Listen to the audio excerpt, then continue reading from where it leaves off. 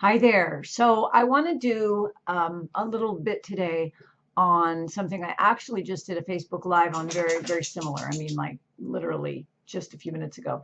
And it's because the message is so important as we are midway through the first month of the new year. So we are at January 15th, 2025. Wow. And it goes so fast, right? Just that means like 3 weeks ago was Christmas. Here's what I see a lot of. And honestly, I think it's because people really overdo themselves during the holidays. They get exhausted, they spend too much money, they eat food that's not great for them, we drink too much, we don't get enough exercise. So all of these things may seem subtle, but they add up. And then when the reality hits, like, oh crap, it's going to be tax time pretty soon. And it's winter and it's cold and I got to get my business back in ground. Like we let a lot of things go. We got to hit the ground running. So one of the most common things I get this time of the year is, how am I supposed to focus on what I want when I'm surrounded by the lack of it? And as I said in my Facebook Live, that is not just you and this civilization. This has been going on for thousands and thousands and thousands of years. Back in the days, I'm sure, of the Egyptians and the Romans, Plato and Socrates. That's always been, I mean, what do you think the Delphi thing is? I think, therefore I am. I mean, it has always been man, and by that I mean men and women, but it has always been man's of humankind for us to figure out, how can I be happy? How can I be happy? How am I supposed to be happy when locusts are eating my field? How am I supposed to be happy when, we don't even have fire discovered yet? I mean, this has been going on for so long, and I'm making fun of it because we think that we have so many problems right now.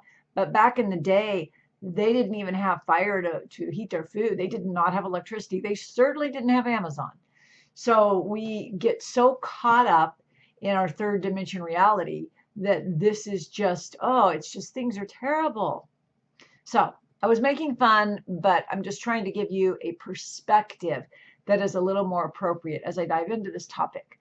So the question becomes, how can I focus on what I want when I'm surrounded by the lack of it?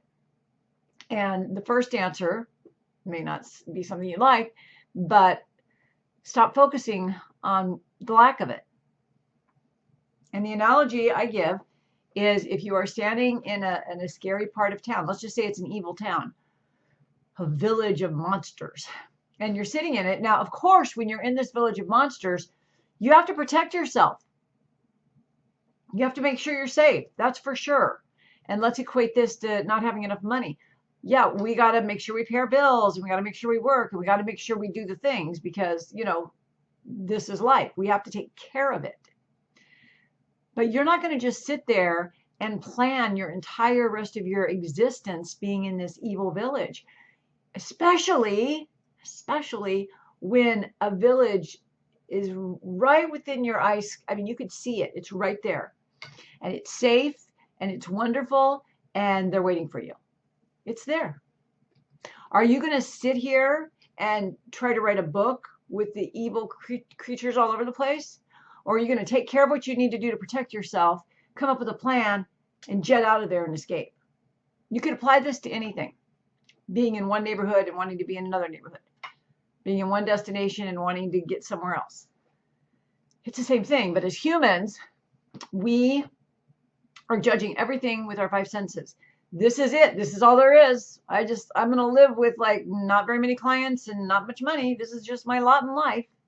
No. You have to turn your body, both physically and metaphorically, face what you want, what you love, and then move toward it. And remember, you have to take action.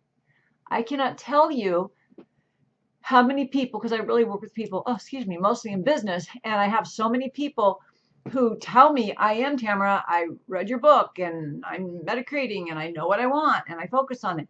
But I'm no closer to it than I was 6 months ago. Well, how often did your feet move? You know, if your feet are moving, it would be impossible for you to tell me that you weren't going closer towards it. But what a lot of people like to do, and I'm not shaming anybody because I was guilty of this. Well, I was guilty of it during a period, probably about 18 years ago, where I didn't have to hustle. But before I had to, or my kids would starve, right? I mean, I had to keep moving. And so a lot of us, if we don't have that push, that shove, then we just kind of like to read all about the law of attraction and think about things and let's have my chakras cleaned. But you guys, it's not all mindset and manifestation. The universe doesn't even respond to our manifesting efforts if we're not activating our GPS, which is our emotions, which gets us excited. And it's what the reason the emotions are so important is because they make us start moving. It's like taking your turn at Go Fish.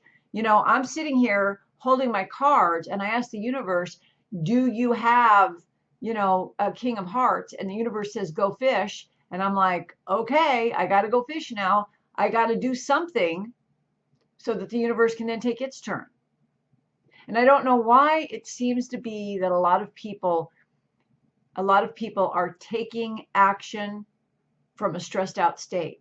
And it's a big difference in standing in this evil village and being like walking out in the middle and saying, I'm here and this sucks. I don't like you guys. They're going to come attack you, right? That's a whole lot different than just saying, okay, I got to focus on where I want to go. I got to make a map. I got to figure out how to get there. I'll wait till all the scary creatures go to sleep. It's a whole different thing. You're not going to just stand up there and start complaining because then they're going to get you. That's exactly what people do. They sit there and they look at their bank balance. They complain. They join groups to vent. They get all involved in politics online, and then they get mad when someone says something that they don't agree with. And it just spirals and spirals. And what that person is doing when they decide, because it's always a decision, when they decide to go in that spiral, they're basically saying to the universe, I hate it here. It kind of sucks. And I'm not going nowhere. I'm going to stay right here. I'm going to stay right here. Not going nowhere. Don't give me anything else. I'm going to be right here. This is where I'm comfortable. And your unconscious brain, your ego-based, fear-based mind that's like, be safe, don't move, just don't move, don't move. It's going to say, yeah, let's just stay here. At least we are surviving. If we go out there, we might not survive. That is not your higher self. That is not your superconscious, and that is definitely not the universe at large. So you have to take the first step. And I don't mean just a physical step. You have to say, okay, I know this is here, and I'm using it as motivation, as attention to push myself off of, like the platform in a swimming pool, right? When you hit the wall in a swimming pool, you use it to push yourself off. So I see what I don't want. And yeah, I may have to take care of some bills and deal with some people and do some things. I may have a crappy job that I'm just doing right now because I know that I'm moving towards that. This job, this stuff going on, it is the catalyst to move me forward. And then I'm turning this way, looking at what I want, and I'm taking action steps toward it. It's really that simple. And yet every day it feels like I talk to people who are like stuck, and it's okay. I mean, if people weren't stuck, I wouldn't have a coaching practice, right? But I don't want people to be stuck. And there's a lot of people who are not in a position to have a budget for coaching. And why should they suffer? They shouldn't. This information is out here. It's out here. I have like almost 500 videos on YouTube. And I always make them like little quick bites, like 10 to 15 minutes. Sometimes I'm sure I have ones that are 6 minutes, but you know, they're little short bites so that you can just watch one and absorb it and think, okay, maybe this crazy lady is saying something that makes sense. And you know what, if it doesn't resonate with you, fine, move on to the next one or move on to the next YouTube channel. That's okay with me too. But what I want the masses to understand is nothing is coming to an end. The world's not coming to an end. This is not as bad as it's ever been, and it's probably not as bad as it will be. How's that for productive, positive thinking? But seriously, this is life. There's nothing There's nothing going on that hasn't gone on before. Sure, the names change, the technology changes, but it's still a bunch of human beings on a planet. It's still the same thing, who are all trying to find happiness. And some people are miserable and some people are happy, and some people are miserable and get happy by taking advantage of the other people who are miserable. So it's just this big conglomerate and this big energy vortex of people meeting people and complaining. And we have to stop that. We have to stop complaining. We have to stop looking at what we don't want. And when you see things you don't want, you say, okay, thank you. And you turn around physically. I tell my clients, physically go, facing this now. And you got to have something over here that you really love. You've got to have an end result that you are just super excited to step into, right? If you don't have an end result you're super excited to step into, you know, then you're going to stay over here because you don't have something better. You have to have something that you want to step into. So hopefully that's helpful. I hope that if nothing else you got out of this is to please stop looking at the things you don't want and then complaining that you have them.